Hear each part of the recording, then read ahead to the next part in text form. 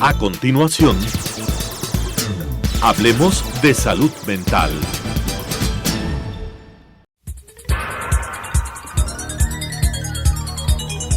Las opiniones vertidas en este espacio por la producción y dirección del programa son de exclusiva responsabilidad de sus autores y de quienes intervienen en ellos.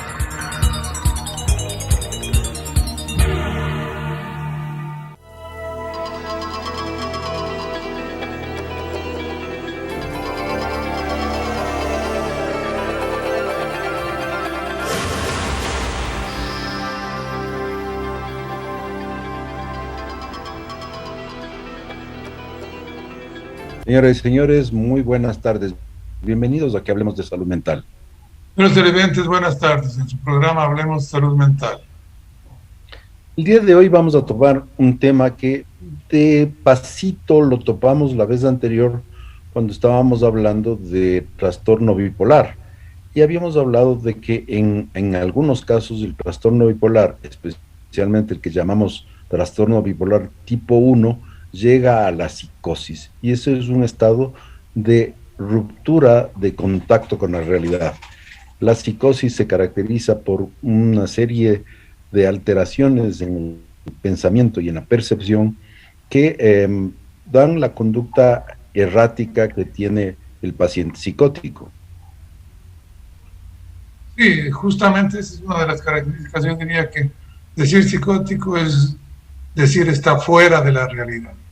Manifestaciones, síntomas son variados, pueden haber algunos, pero yo creo que el entender que una persona está psicótica es entender que no está situado en su aquí, en su ahora, ¿no? Está prácticamente pues, fuera de la realidad, y obviamente sus alteraciones de conducta y sus síntomas están en relación con ese alejamiento de la realidad. La alteración del pensamiento que se encaja dentro de la psicosis se llaman delirios, es decir, pensamientos en los cuales el contenido del pensamiento está alterado de la realidad.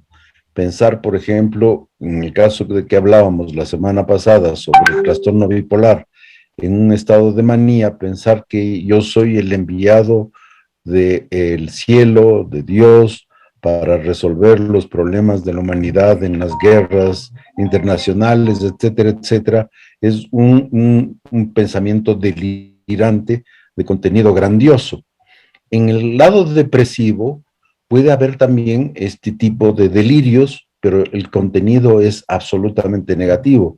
Yo soy la encarnación del mal, yo soy lo más malo que existe, yo soy el causante de todos los males que están produciéndose en la humanidad, y por lo tanto yo no merezco seguir viviendo, por ejemplo. Podría ser un pensamiento delirante de alguien en un estado depresivo que ha llegado a tener un estado psicótico. Y evidentemente los dos ejemplos que tú mencionas muy bien logrados son delirios, pensamientos delirantes, alteración del contenido del pensamiento que están en relación evidentemente con el estado anímico de la persona. Refiriéndonos a los cuadros psicóticos que puede haber en el trastorno bipolar. Pero también tenemos que considerar que hay una serie de enfermedades, una serie de cuadros que cursan con delirios. Uno de los contenidos de los más comunes son los que llamamos contenidos de persecución, contenidos de perjuicio y daño, ¿no? Yo diría que son los que sí se ven con más frecuencia, sobre todo en los cuadros llamados esquizofrénicos. Claro, dentro de la esquizofrenia, pues la enfermedad prototipo de una psicosis sería la esquizofrenia. Y en esquizofrenia el contenido del pensamiento puede ser de distinto tipo, pero una de las formas es la llamada paranoide, en la cual el paciente se siente el centro de una persecución mundial, o de que alguien le quiere hacer daño, o de que se han confabulado en su contra, es decir, una serie de elementos de autocentramiento en sí mismo. Está centrado su pensamiento, pero con contenido delirante de peligro o de que están haciendo algo en su contra. A eso se le llama paranoia o estado paranoide, que también se observan en otros trastornos, pero en la esquizofrenia llamada paranoide es la característica principal. Y lo curioso de estos contenidos de pensamiento es que el paciente pues los trata de argumentar y muchas veces con bastante, como que a uno le hace dudar de si será o no será cierto, ¿no? El paciente argumenta estos contenidos persecutorios y pues como te digo, muchas veces uno puede hasta tener la duda de que le está o no le está pasando esto a este señor. Claro, porque el paciente está absolutamente convencido de que esa es la verdad. Él traduce su pensamiento en una certeza de lo que está diciendo es verdadero, y por eso es tan difícil muchas veces discernir si es realmente delirante o no. De ahí la importancia de tener información adicional de un paciente con estas características, del entorno, de la familia, de la gente con la que trabaja, por ejemplo, para poder tener una información más completa y poder discernir hasta dónde puede llegar, porque en algunos casos la suspicacia que algunos pacientes presentan puede ser verdadero, son suspicacias nada más, pero no se convierte en un estado delirante en donde hay un convencimiento real de lo que está sucediendo en su contra es real. Claro, muchas veces puede interpretar la realidad. La realidad está ahí, es real, valga la redundancia, pero el paciente la interpreta a su manera, direccionado por el contenido de su pensamiento. Claro, si yo tengo el pensamiento delirante de que alguien me quiere hacer daño, que me están persiguiendo o vigilando, y veo pasar varias veces por delante de mí un auto de determinado color, sí, es real, el auto de color negro ha pasado por ahí, pero el paciente interpreta como que eso es una prueba, una demostración de que están buscando, que están persiguiendo, que le quieren hacer daño. Pues puede tener evidentemente múltiples interpretaciones ese paso de un auto de determinado color. Claro. Bueno, en estos casos que nos hemos utilizado como ejemplo, nos hemos centrado en una forma particular de pensamiento alterado, pensamiento delirante, de autocontenido, de estar centrado en sí mismo y en un contenido persecutorio. Pero, por ejemplo, puede ocurrir en algunos casos en estados demenciales, ya no en esquizofrenia, pero personas de avanzada edad que empiezan a tener pensamientos delirantes de contenido paranoide, por ejemplo, que la viejita esposa le está poniendo los cuernos con el vecino o con los empleados que están al frente, en fin, y realmente empiezan a tener conductas de que están siendo traicionados, están siendo, teniendo una relación anormal, su esposa, y la evidencia es absolutamente contraria, pero ellos están convencidos, y eso se puede observar en algunos casos, como decía, en estados demenciales. Sí, son casos muy interesantes, no son muy raros que digamos, yo creo que con alguna frecuencia se ven este tipo de cosas.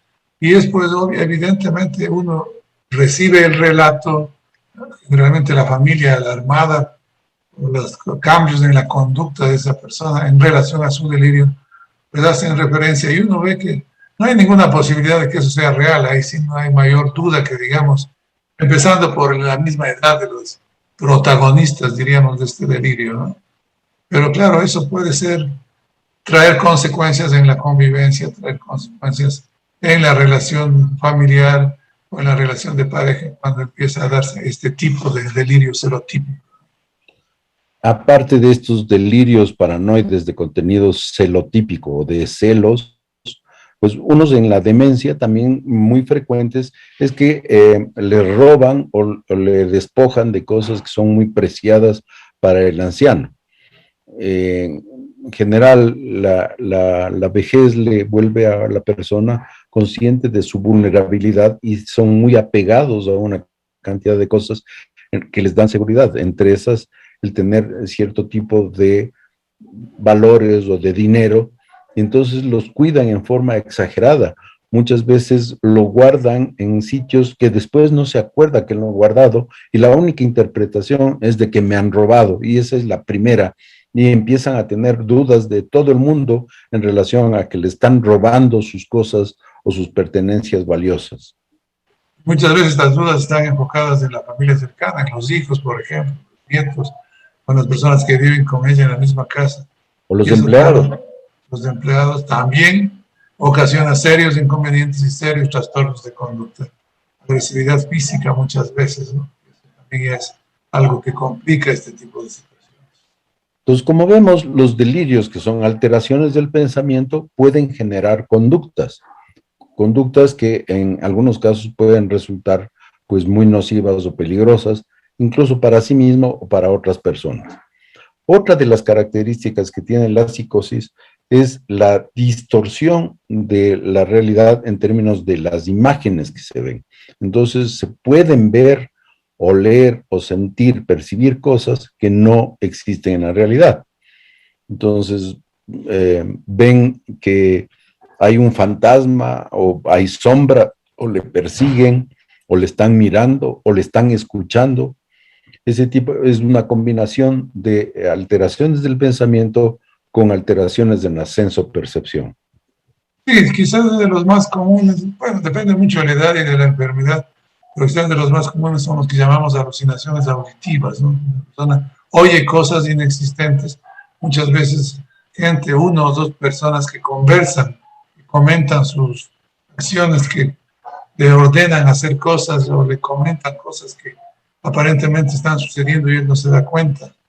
Es una sensación como le estuvieron hablando dentro de la cabeza, o muchas veces como que vienen esas voces de la habitación de al lado o de la casa de al lado, que uno ve que es un poco difícil que se escuchen, pero el paciente está absolutamente convencido de lo que está oyendo, ¿no? Generalmente se combina con contenidos, eso genera contenidos persecutorios también en su pensamiento.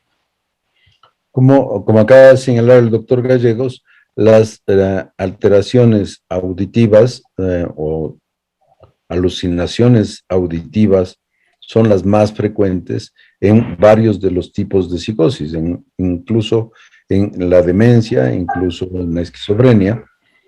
Las que tienen alteraciones en la visión, o sea, ver cosas, podrían estar más relacionados también a alteraciones estructurales del cerebro, pero más frecuentemente en términos de psicosis, digamos de esquizofrenia o una depresión psicótica, podrían ser voces, que como se ha dicho, muchas veces son conversaciones de voces dentro de la cabeza o acusaciones dentro de la cabeza.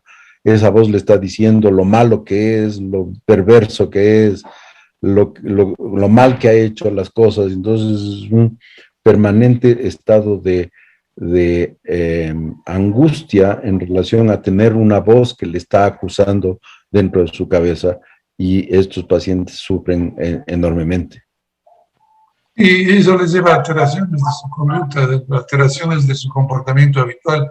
Muchas veces los pacientes no quieren salir de su casa, muchas veces se encierran en su habitación, muchas veces pelean con alguien de su misma familia, o reclamos hacia los vecinos o hacia las personas a quienes ellos atribuyen el que le están haciendo llegar este tipo de sonidos, de ruidos, de voces.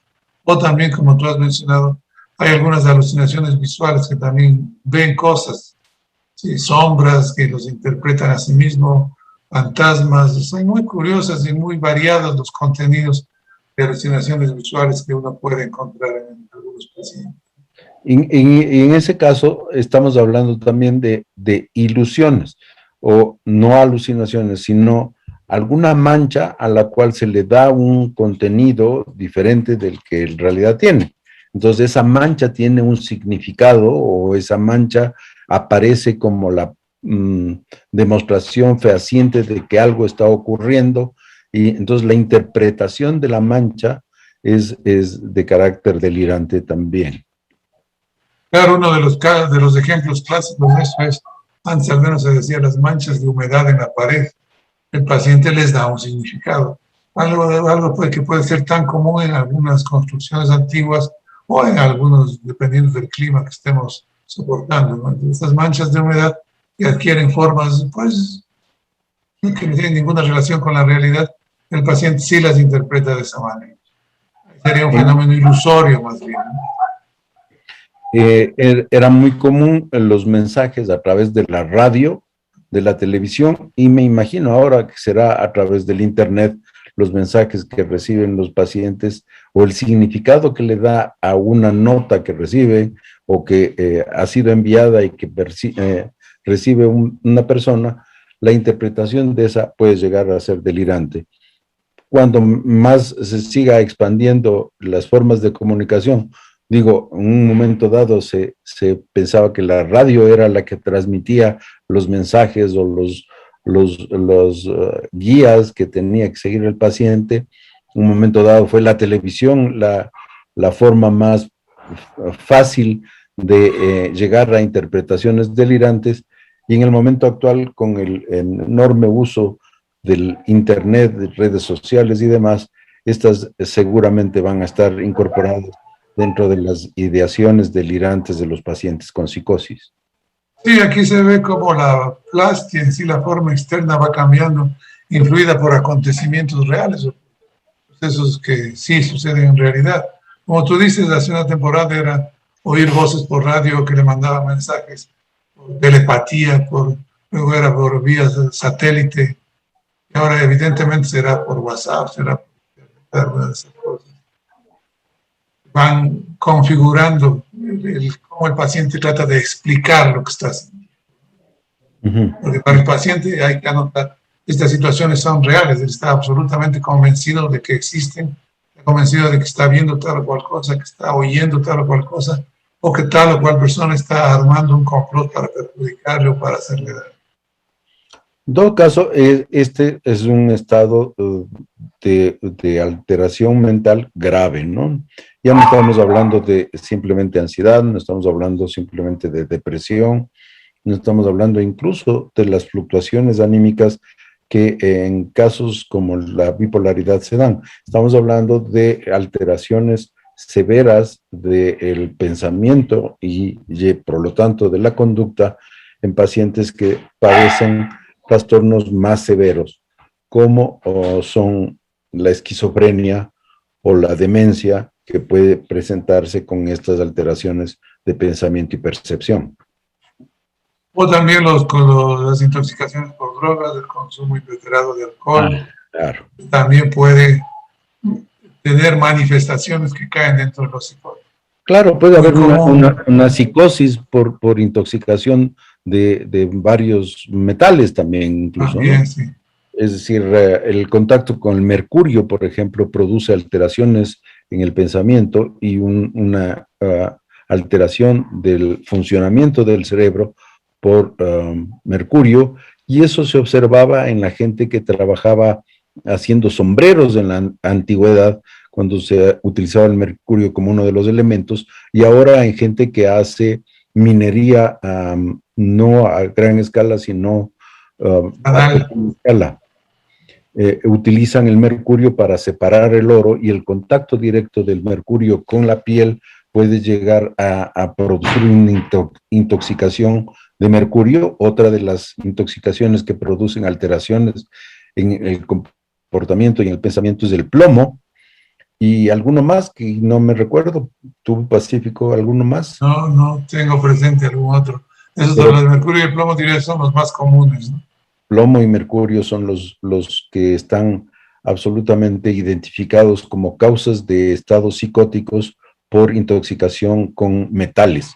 Y ahí el alcohol, en un estado de intoxicación por exceso de alcohol, puede dar estados psicóticos, y cualquier droga, es decir, una intoxicación por cocaína en algunas personas puede desatar un estado psicótico.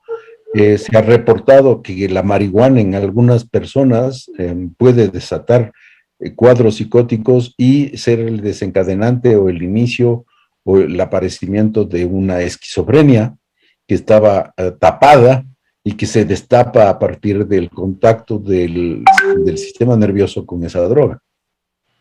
Claro, es que la sustancia, la droga, pues va a desorganizar, por así decirlo, la neuroquímica cerebral, y pueden producirse este tipo de síntomas psicóticos. Igual hay drogas que específicamente también producen alucinaciones o delirios.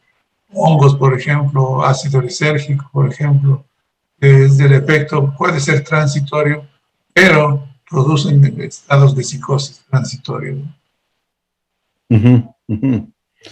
Entonces, resumiendo, la psicosis es un estado alterado de la conciencia y la percepción, alteraciones del pensamiento con forma de delirios en la cual la persona está convencida de cosas que no son reales, alteraciones de la percepción, ya sea por alucinaciones auditivas, es decir, escuchar cosas que no existen, no escucha nadie más que esa persona, y son voces muchas veces acusatorias o conversaciones dentro de la cabeza de la persona, o también interpretación de cosas que se ve, pero que se les da un significado diferente del que en realidad tiene. Esto se observa en algunas alteraciones de contenido psiquiátrico como la esquizofrenia, el trastorno bipolar tipo 1, la depresión severa, en la demencia y en algunas formas de intoxicaciones con distintas sustancias como alucinógenos, alcohol o metales. Son cuadros muchas veces de difícil tratamiento, de larga evolución, por el mismo hecho de que el paciente no está consciente de la realidad, al estar fuera de la realidad no es muy fácil que acepte el tratamiento, por ejemplo. Por decir algo comparativo, una persona deprimida muchas veces lo acepta muy fácilmente porque se siente mal, está angustiada, está muy baja de su ánimo y acepta, busca más bien dicho, tratamiento. Nuestros pacientes al estar fuera de la realidad les parece que lo que ellos están viviendo es un fenómeno real y no admiten el estar enfermos, ni admiten ser evaluados por el psiquiatra, ni admiten muchas veces someterse a medicamentos, lo cual pues dificulta la situación, ¿no? Claro, exceptuando tal vez las causas de las cuales uno puede quitar la causa, es decir, si es que era el alcohol, suspender el alcohol va a subsanar el asunto, la sustancia que estaba produciendo, eso lo va a resolver. Pero en los otros casos, pues como se decía, puede tomar un tiempo la resolución y a veces es difícil porque la persona no acepta el que está teniendo una alteración, sino está convencida de que eso es así. Bien, en cuanto a psicosis, eso creo que es lo que podríamos decir. Ahora, como en el transcurso de este año hemos estado tratando de ligar el tema que revisamos a lo que estamos viviendo, pues podría darse alteraciones de carácter psicótico en relación a la pandemia. En relación a la pandemia, yo creo que cada día vamos aprendiendo algo más y no hay nada que se pueda descartar muy fácilmente. Si hablamos de un estado, en algo hay de acuerdo en eso, que el famoso coronavirus produce un estado pan-inflamatorio, por así decirlo, inflamación casi generalizada. Pues no veo por qué nuestro sistema nervioso tendría que estar libre de ese estado inflamatorio. Y si eso se produce, yo creo que podrían darse alteraciones en el tratamiento mental, ¿no? No solo los cuadros de depresión y de ansiedad que con bastante frecuencia las estamos viendo ahora en relación con la pandemia. Yo sí creo que no se los puede descartar así de... Un momento dado se notificó que los medicamentos antipsicóticos podrían agravar el cuadro de COVID de algunas personas que estaban siendo tratadas con antipsicóticos. Y justamente se realizó una investigación en pacientes psicóticos o pacientes con trastornos mentales graves en los cuales se utiliza antipsicóticos y se logró discernir una cosa muy curiosa. Los pacientes esquizofrénicos tienen mayor vulnerabilidad a que el COVID sea más grave que otro tipo de psicosis que están utilizando medicamentos antipsicóticos. De esa manera se logró descartar que sean los antipsicóticos los que generaban esta vulnerabilidad y es al parecer la enfermedad en sí, per se, la esquizofrenia, la que genera una vulnerabilidad para que estos pacientes puedan ser los que presenten casos más graves e incluso letales del COVID-19. Pero ahí habría algunas consideraciones que hacer, ¿no? Por ejemplo, claro, pacientes psicóticos, esquizofrénicos que estén en un hospital psiquiátrico, por ejemplo, pues difícil que mantengan las medidas de bioseguridad, por más que los médicos o el personal sanitario se los inculquen. Pacientes en situación de calle, hay muchos esquizofrénicos que viven en la calle sin ningún cuidado, sin ningún control. Evidentemente, pues sí, están más susceptibles, más proclives a un contagio que les lleve a caer dentro de la pandemia, ¿no? Claro, Como te decía, yo creo que todavía hay mucho por aprender de esto. Sí, y vamos a seguir aprendiendo porque esto todavía no se termina. Felizmente en nuestro país está mostrando datos cada vez más halagüeños en cuanto a la disminución del número de casos, a la disminución marcada en el número de fallecimientos debidos al COVID, y yo creo que de una manera u otra se está viendo un reaparecimiento de sectores de la producción y sectores del comercio que están retomando ya sus actividades, y eso es muy bueno. Lo que pasa es que en términos de pandemia no se ha acabado todavía. El resto del mundo todavía hay mucho por hacerse, y creo que No hay que confiarse, ¿no? Vamos a tener que seguir teniendo las mismas medidas de seguridad. La vacuna nos ha dado la tranquilidad de que si enfermamos no va a ser una enfermedad grave, felizmente. En algunos casos puede llegar a ser grave, pero en la mayoría de casos, en el 90% o más, no va a ser grave, pero debemos seguir cuidándonos para evitar contagiarnos. Ahora, yo me refería también a la normalidad, la sensación de que podemos tener una vida normal, todavía está lejos, ¿no? Sí, yo creo que para eso falta todavía, y no hay que confiarse. Me parece muy bien que se vayan reactivando muchas de las actividades económicas, productivas del país, lo necesita también, pero esto no quiere decir que nos vamos a descuidar.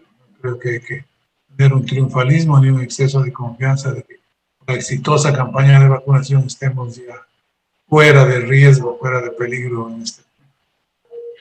Bien, con eso nos despedimos de ustedes hasta la próxima semana para que topemos otro tema de salud mental. Hasta la próxima semana. Buenas tardes. Las opiniones vertidas en este espacio por la producción y dirección del programa son de exclusiva responsabilidad de sus autores y de quienes intervienen en ellos.